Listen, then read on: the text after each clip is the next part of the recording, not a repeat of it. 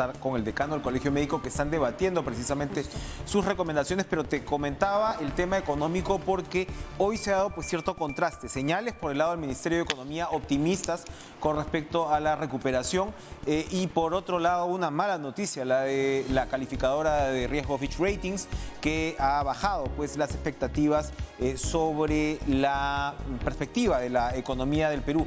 La pasan de estable a negativa y esto tiene que ver mucho con la baja cohesión política. El Congreso o los congresistas que, bueno, se embarcaron en la aventura de la vacancia presidencial decían pues que aquí no pasaba nada, que todo iba a estar exactamente igual, pues habría que dudarlo.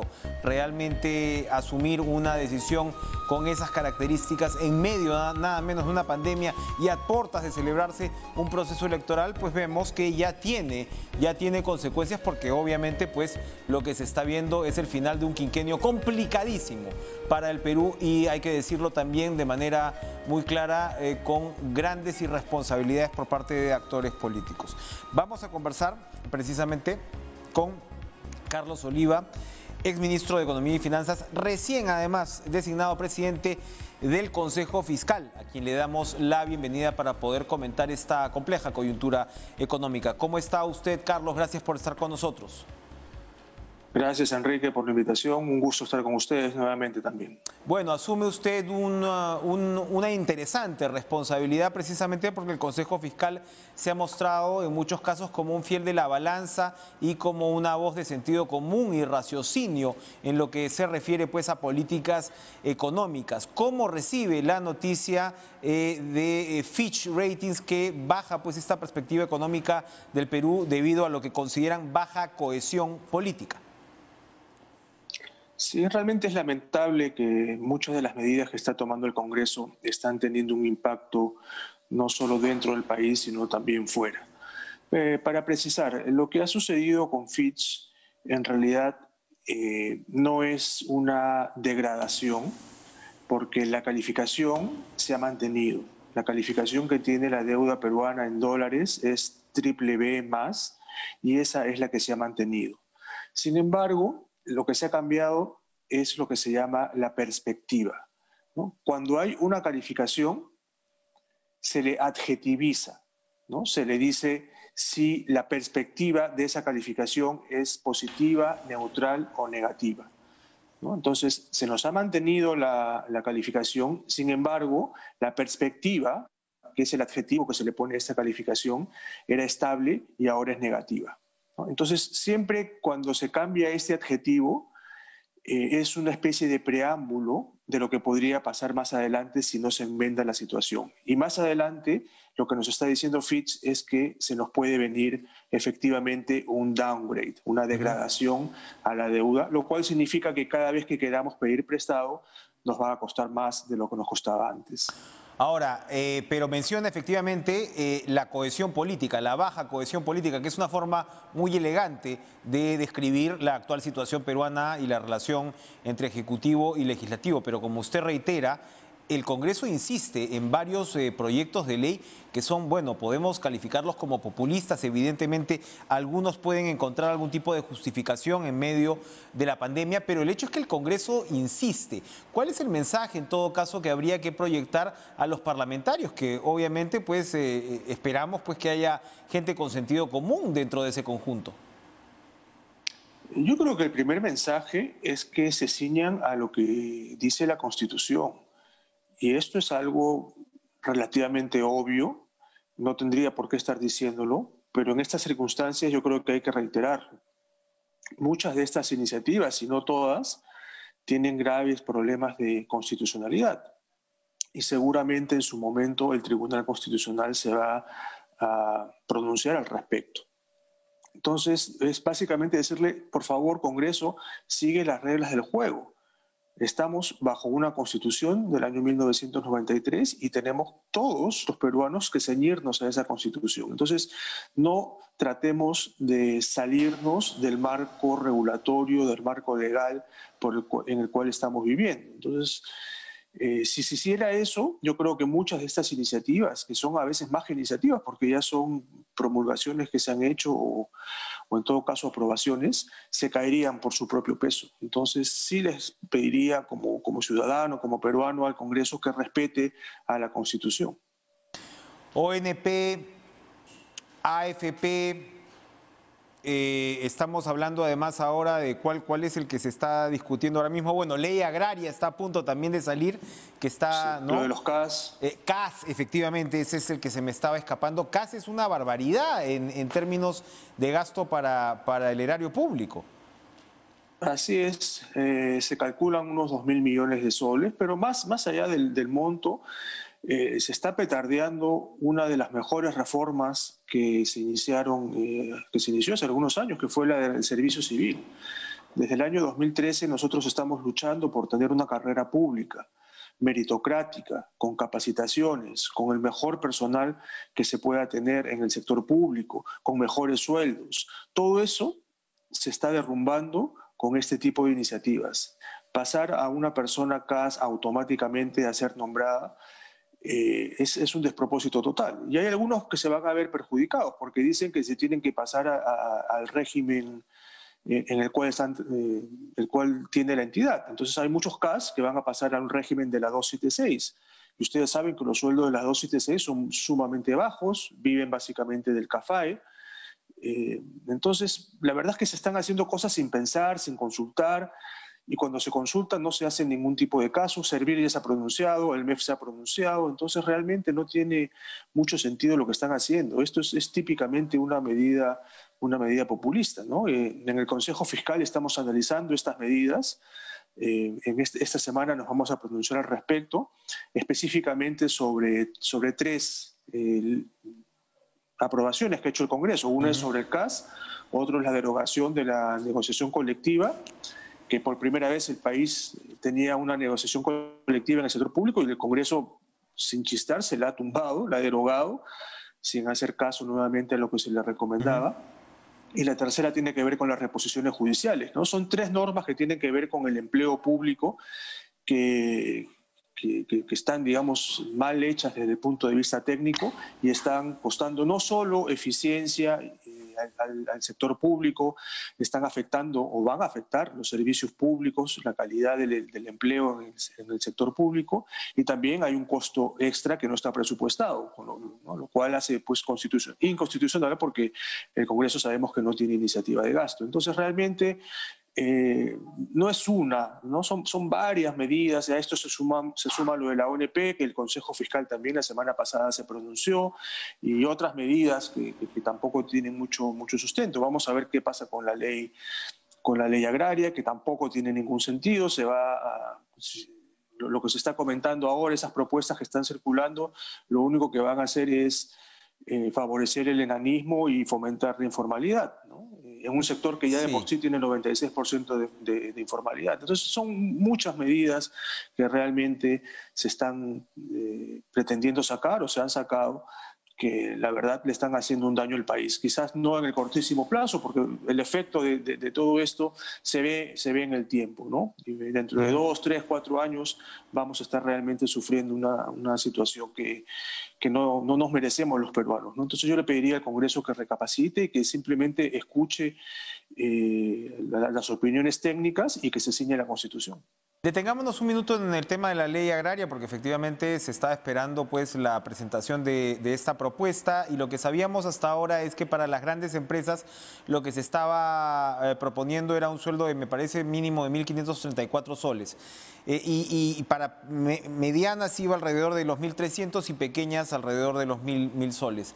Hemos conversado con, digamos, los dirigentes del gremio y ellos han insistido que ese sueldo en promedio ya era de 1.500 soles para el sector agroexportador. En ese caso, en el tema de las remuneraciones, sin entrar ya a lo que se vaya a discutir sobre el tema tributario y demás, o el aporte de salud, en ese caso, ¿por qué tendría que preocupar en todo caso esa parte de esta nueva ley agraria? A ver, una cosa es el promedio y otra cosa es el mínimo, ¿no? El promedio puede ser 1.500, lo cual significa que hay gente que está un poco por debajo y hay gente que está un poco por encima. Fijar el mínimo en 1.500 significa que el promedio va a subir, ¿no? Ahora, en realidad es una pésima medida, demostrado en miles de ocasiones en casi todos los países del mundo, que uno no puede fijar salarios por decreto, sobre todo si fija un mínimo que está por encima de lo que indica el mercado. Eso, como digo, trae dos cosas: o si la empresa busca o intenta pagar esos salarios, se va a ver perjudicada y podría o despedir gente o cerrar eventualmente. Y lo otro es que simplemente no le haga caso y contrata a toda esta gente de manera informal con los sueldos que siempre tenía, ¿no? Entonces, la verdad es que fijar sueldos por decreto es una pésima idea. Y además, imagínese usted que pase esta ley, pues mañana se viene el resto de la economía, ¿no? Van a decir, bueno, y los bancos también, pues los bancos ahora que paguen 2.000, 3.000 soles de sueldo mínimo, y las empresas que hacen gaseosas y cervezas que paguen 4.000. Entonces, esto va a ser digamos, un debacle económica. Uno no puede estar fijando sueldos diferenciados, sueldos mínimos diferenciados y muy por encima de lo que es el mercado, ¿no? Carlos Oliva, vamos a ir a una pausa, pero lo voy a dejar con esta pregunta. ¿Aguanta la economía un nuevo confinamiento, como es lo que se está discutiendo, por ejemplo, en el gremio médico? Estamos viendo, sin duda, pues un incremento en los contagios alrededor de centros comerciales y demás, y hemos tenido otra llanta pinchada con el tema de la vacuna. Pero ¿aguanta la economía una situación de confinamiento nueva? Regresamos después de la pausa.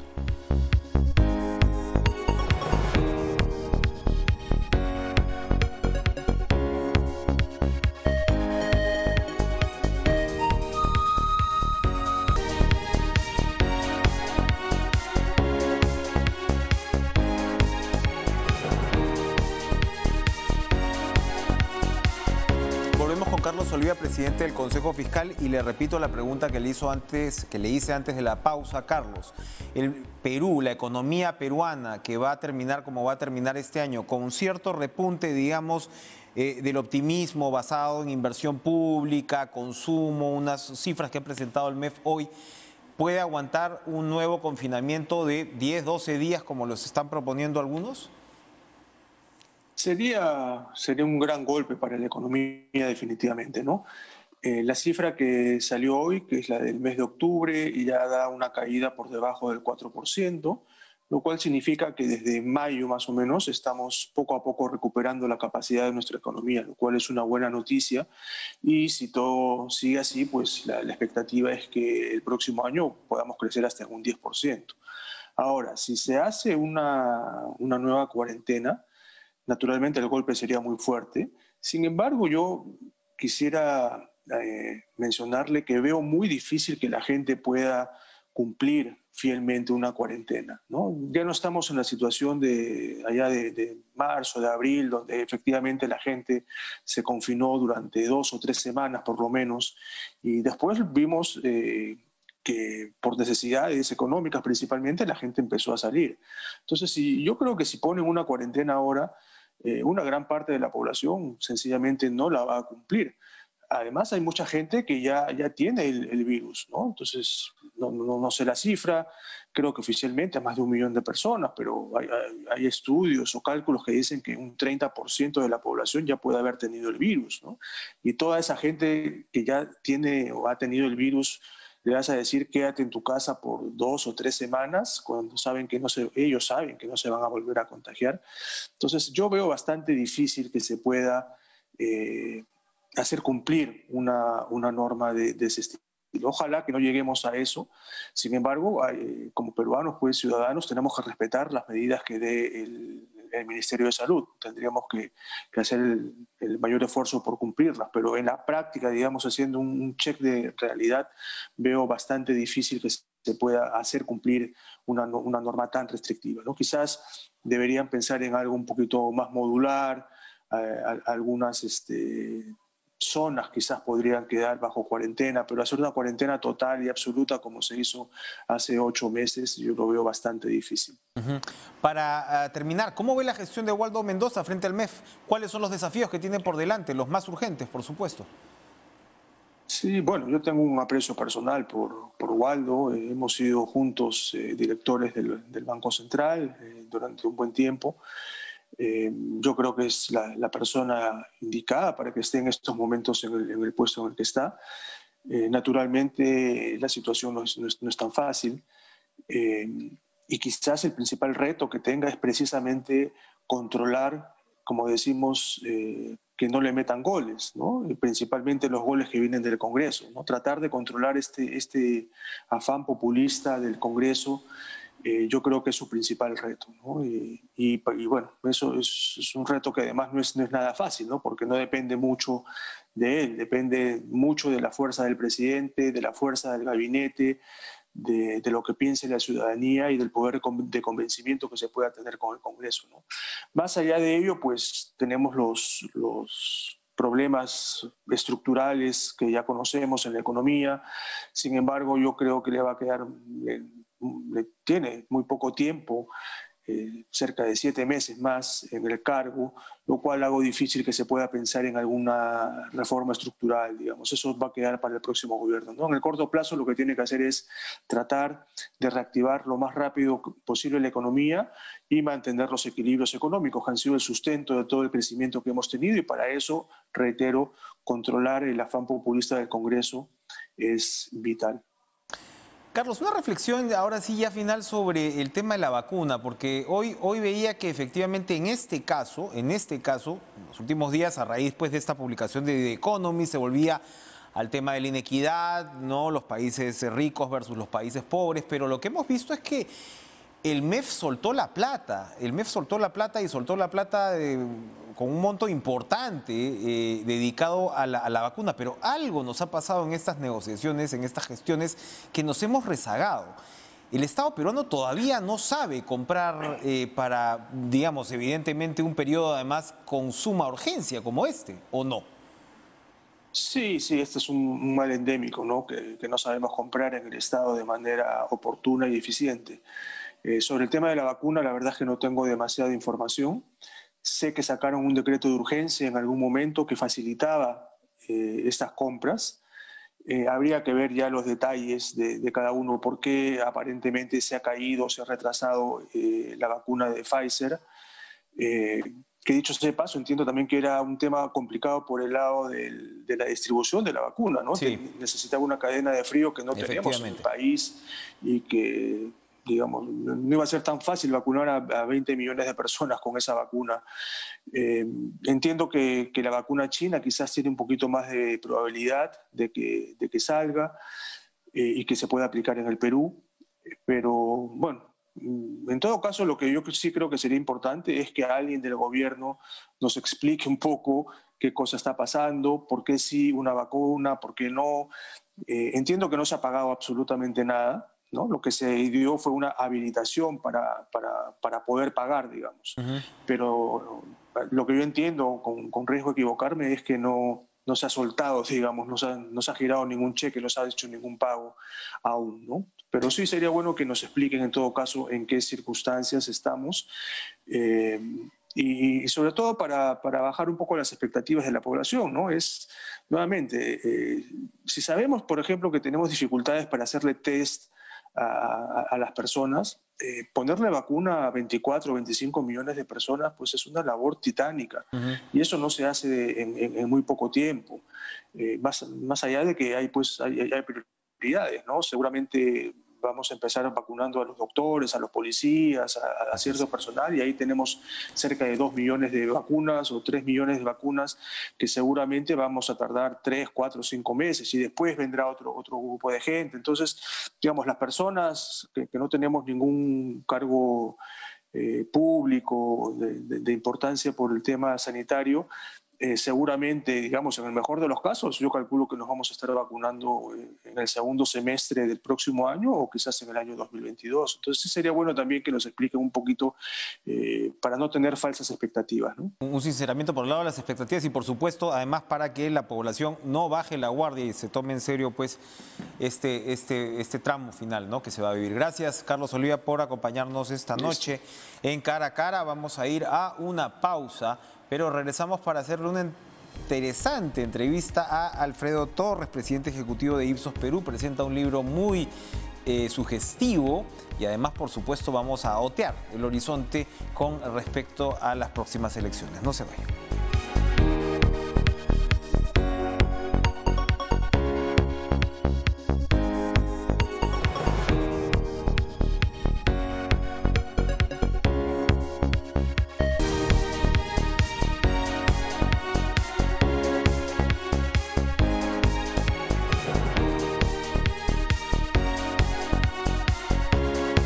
Alfredo Torres, presidente ejecutivo de Ipsos Perú, acaba de presentar el libro Elecciones y Decepciones, publicado con Planeta. El título nos dice mucho. ¿Cómo está, Alfredo? Gracias por estar con nosotros.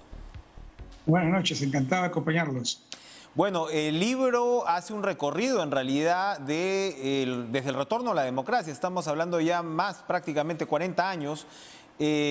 Por supuesto, pues con todo lo que ello implica en términos de su experiencia en el mundo de las encuestas y en estas particulares preferencias del elector peruano. Usted advierte que si bien no se ha sufrido ningún golpe militar como tal desde entonces, la democracia pues se ha ido destartalando, ¿no? Sí. Bueno, en realidad la República cumple 200 años en el 21, el próximo año, pero la verdad es que democracia hasta 1980 tuvimos muy poco, de manera entrecortada, se podría decir, porque concluían los gobiernos que habían sido elegidos democráticamente, como el de Bustamante Rivero o el de Fernando Belaúnde en los años 60, concluían en golpe de Estado. A partir del año 80 la cosa mejora porque no hemos vuelto a tener un gobierno militar, pero sí hemos tenido varias interrupciones, ¿no? El autogolpe del 92, por ejemplo, pero que rápidamente se retornó a una cierta democracia con la elección de la Asamblea Constituyente entonces y las elecciones después del año 95, ¿no? Y esto se ha repetido varias veces, ¿no? A la salida de Fujimori con el gobierno de transición de Paniagua, más recientemente, ¿no? Con los problemas que hemos tenido con la salida de Kuczynski, el cierre del Congreso, la vacancia de Vizcarra, etcétera, pero finalmente todo dentro de un clima de cierta democracia, de libertad de expresión, de participación ciudadana. Entonces yo creo que a pesar de que vemos bastante mal estos últimos años, de todas maneras es un proceso, digamos que si lo vemos en una mirada más amplia, en una mirada de más largo plazo, sí muestra un avance. ¿Qué concluye el libro sobre precisamente esa mirada hacia el bicentenario? Como usted acaba de señalar, claro, en realidad, si nos ponemos a contar, en los últimos 4 años hemos tenido Ollanta, que estaba de salida, Kuczynski, Vizcarra, Merino, Sagasti, hemos tenido 5 presidentes en los últimos 4 años. Es un tema, claro, en realidad de caos democrático, probablemente el que puede estar de alguna manera analizando la población. ¿La democracia está bien parada en el Perú? No, no está bien parada. Sin duda estamos viviendo una crisis difícil, una crisis política muy grave, que se suma a la crisis económica y a la crisis sanitaria que nos ha ocasionado la pandemia. Lo que creo, sin embargo, es que no debemos perder la esperanza, ¿no? Dicen que el momento más oscuro de la noche es justo antes del amanecer, así que de repente estamos viviendo esa etapa, ¿no? Creo que ha habido avances, por ejemplo, en una perspectiva amplia, repito, de 20 o 30 años, avances en la economía muy importantes, ¿no? En el acceso de la ciudadanía a la electricidad, al agua potable, a la telefonía, la reducción de la pobreza. Las cifras son impresionantes, ¿no? En el año 80, por ejemplo, menos de la mitad de la población tenía acceso a la electricidad. Hoy día es el 96%, ¿no? En la telefonía celular, ni qué decir, en el año 2000 era apenas el 7%, ahora es el 94%. O sea, hay mejoras, la pobreza, como sabemos, se ha reducido de 60 a 20. Este año es un año muy difícil, por supuesto que es muy difícil, pero, digamos, la recuperación ya está empezando y probablemente el 2022 debería ser un año de buen crecimiento si elegimos bien el 2021, ¿no? Que creo que también está pasando. Ha habido reformas en el sistema político insuficientes pero en la dirección correcta, ¿no? Estamos obligando ahora a los partidos a que hayan elecciones primarias. El 2021 va a ser la última oportunidad en la cual participen 24 partidos, porque los que no pasen la valla van a quedar fuera. Entonces nos vamos a quedar con 6, 7, máximo 8 partidos para las siguientes elecciones. El elector, por lo tanto, va a tener más oportunidad de escoger mejor a partir de entonces. El gran problema, por supuesto, es cómo salimos de estas elecciones de abril con tantas opciones, con tan poca claridad de las diferencias, con muchos candidatos, digamos, cuestionados, en fin, es sin duda una etapa difícil, ¿no? Lo que trato de explicar en el libro, además de explicar cómo son elegidos los candidatos, cómo votan, con qué criterios deciden los electores, es que el camino a partir de la elección del 21 está relativamente trazado. Es decir, en materia económica lo que tenemos que hacer es volver a hacer las cosas que nos han permitido crecer de manera sistemática, ¿no? En la minería, la agroexportación, el turismo, la infraestructura, etcétera, con una economía de mercado. Y luego lo que tenemos que hacer es reformar el Estado. El Estado peruano está muy mal. En los últimos 20 años, gracias al crecimiento económico, el presupuesto público se ha multiplicado por 5. El presupuesto de salud y educación se ha multiplicado por 6 y por 7. Sin embargo, no vemos esas mejoras en la misma proporción porque hay mucha corrupción, porque hay mucha ineficiencia, porque no se ha hecho un esfuerzo suficiente por reformar el Estado, ni por reformar el sistema político. Entonces, estas son las cosas que tenemos que trabajar en los próximos años para salir de este entrampamiento, de esta crisis, ¿no? Con los procesos con los cuales usted inicia el libro y de ahí en adelante se ven que hay, mal que bien, por más que los políticos no quieran ser encasillados, evidentes categorías de centro, izquierda y de derecha. Podemos pues hablar desde la constituyente del 79, con el APRA en el centro, el archipiélago de izquierda y el PPC, y más a la derecha un par de grupúsculos, pero tenías más o menos las estacas bien clavadas. Eso de repente se ha ido de alguna manera reproduciendo de ahí en adelante con evidentes diferencias, ¿no? en la época del fujimorismo, pero hoy mismo, ¿podemos seguir hablando finalmente de candidatos de centro, izquierda y derecha? Yo creo que no. En primer lugar, porque cuando le hacemos la pregunta a los ciudadanos, a los electores, 2 de cada 3 no saben de qué estamos hablando. Es decir, el conocimiento de los conceptos de izquierda, centro y derecha es un conocimiento que manejamos, digamos, la gente más politizada, más informada, pero aún entre nosotros nos refiere a criterios, digamos, que son pues lineales, ¿no? Solamente hay una categorización de izquierda, centro, derecha. En el libro yo propongo una clasificación en 3 ejes o 3 dimensiones: la política, la económica y la social. En el campo político, digamos, hay las personas que son más democráticas y las personas que son más autoritarias. En el campo económico, ciertamente los que son más partidarios de la economía de mercado, los que creen más en un control fuerte del Estado. Y en el campo social los hay conservadores y liberales. Y los criterios para votar muchas veces mezclan estos 3 ejes, ¿no? Entonces, en el libro lo que he hecho es construir un test que le he llamado TOPES, por test de orientaciones políticas, económicas y sociales, y lo he aplicado a una muestra representativa de la población nacional para ver cómo somos los peruanos. En el libro también está el test para que cualquiera quiera autocalificarse y ver dónde se ubica en este espacio, ¿no?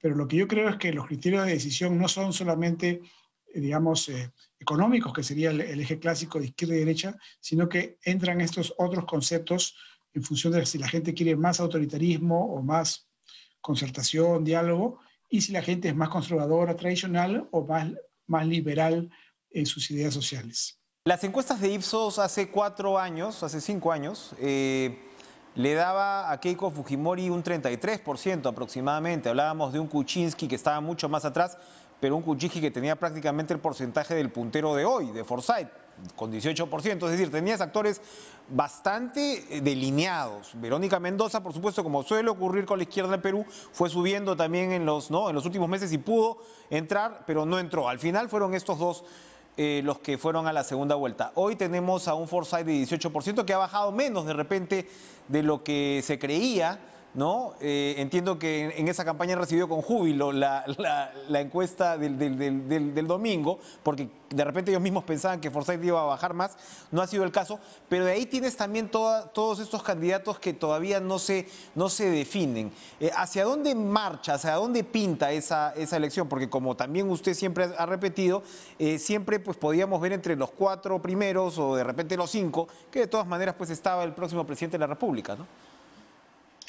Bueno, lo que se deduce de la investigación que hemos hecho para el libro es que en el Perú hay un predominio de gente que es democrática. Es verdad que hay un sector autoritario, pero es difícil que la mayoría vote por un candidato autoritario. La mayoría va a preferir votar por un candidato que sea demócrata, que respete, digamos, la opinión de la mayoría, que busque el diálogo, que busque el consenso, que respete la libertad de prensa, etc. Por el lado económico, lo que se ve es que la mayoría de los electores están en posiciones intermedias, lo que podríamos llamar tradicionalmente de centro, o sea, ni muy de izquierda ni muy de derecha. En ese sentido, los candidatos que predican una posición muy de izquierda pueden tener una buena votación, pero no van a, digamos, no tendrían, digamos, muchas posibilidades de ganar, sobre todo en una segunda vuelta. Y entre el mundo de lo conservador y lo liberal hay más predominio de las ideas conservadoras que de las liberales. Pero naturalmente también los candidatos pueden optar ahí por posiciones de centro y evitar, digamos, tomar partido por planteamientos más radicales en este campo, ¿no? Me refiero, por ejemplo, en el mundo de las ideas liberales hay gente que es partidaria del aborto. La mayoría del Perú no es partidaria del aborto, entonces sería un error para un político en campaña pues, prometer el aborto porque la mayoría de los ciudadanos están en contra. Unión Civil, Unión Civil, por ejemplo.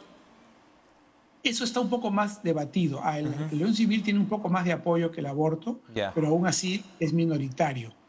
Ahora, depende también ya del perfil de cada candidato, ¿no? Un candidato que apunta a la juventud sí puede estar en una posición más favorable a la unión civil, porque entre los jóvenes sí hay más simpatía por esa posibilidad, ¿no? Para la población LGTB. En cambio, si el candidato apunta a la gente mayor, entonces no es tan buena estrategia levantar ese tema. Quizás es mejor no tocarlo por el momento y dejarlo para que se debata más adelante en el Congreso, ¿no? En esa línea... Lo que creo es que todavía es temprano para saber qué va a pasar con los candidatos, porque realmente no los hemos visto en campaña. Lo que tenemos es una lista de nombres, algunos más conocidos como Forsyth o Keiko Fujimori o Verónica Mendoza, y otros menos conocidos, pero que eventualmente cuando arranque la campaña, cuando tengan espacio, digamos, en la televisión y la radio, quizá vamos a ver algunos movimientos que hoy ya no estamos viendo todavía, ¿no? Ahora, insisto, Keiko Fujimori tiene 25 o 26 puntos menos de los que tenía hace 5 años. Está muy debilitada, no cabe la menor duda. Ella tuvo pues su partido una posición de oposición muy dura contra Kuczynski, eso le ha cobrado, y también le cobró la propia actitud que tuvo ella contra su hermano Kenji, ¿no? En un momento contra su padre también. Recordemos cuando se produce el indulto de Kuczynski, la posición de su partido es que no había sido la manera, que no, digamos, prácticamente querían vacar a Kuczynski en esas circunstancias. Entonces, ha cometido errores y por lo tanto se ha debilitado su respaldo, para no mencionar, por supuesto, las denuncias por haber recibido contribuciones de campaña muy importantes en el contexto del caso Lavajato, ¿no? Pero todavía tiene una base no deleznable que va a permitir, por ejemplo, que su partido pase la valla, ¿no? No es una cosa que esté en cuestión para Fuerza Popular, pero claro, el problema que tiene ella es un techo bajo, porque tiene un gran voto de rechazo, que es otra de las cosas que comento en mi libro. Uno de los criterios de decisión muchas veces es el antivoto, ¿no? El voto de rechazo. Y hay en el electorado peruano antifujimorismo, lo sabemos, como también hay pues antiaprismo y en otros sectores anticomunismo, en fin, hay varios antis que hacen que las opciones se vayan reduciendo para los electores. Un último punto, precisamente la última encuesta de Ipsos, lo que me pareció sugestivo es que, bueno, Forsyth tiene este 18%, muy atrás está Julio Guzmán, pero la intención de voto para el Congreso por el Partido Morado es más alta que para el candidato Guzmán. Y esto algo dice, ¿no?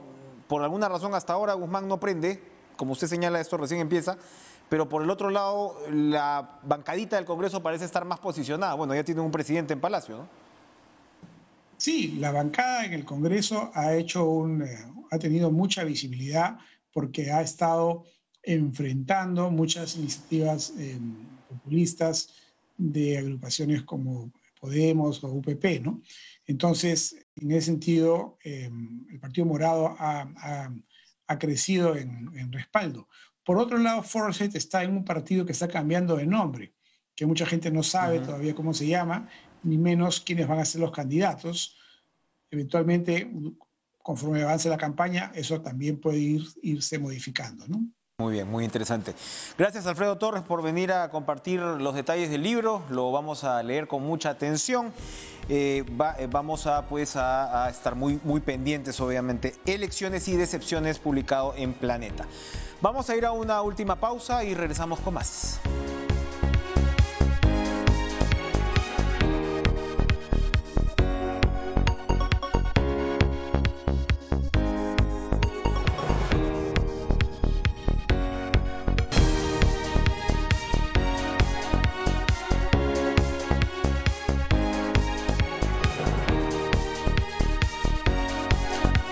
Este jueves 17 el Poder Judicial realizará la audiencia en la que se discutirá el pedido de la fiscal Sandra Castro por el caso denominado Los Gánsteres de la Política. Pide 36 meses, 3 años de prisión preventiva contra José Luna Gálvez, presidente, por cierto, del partido Podemos.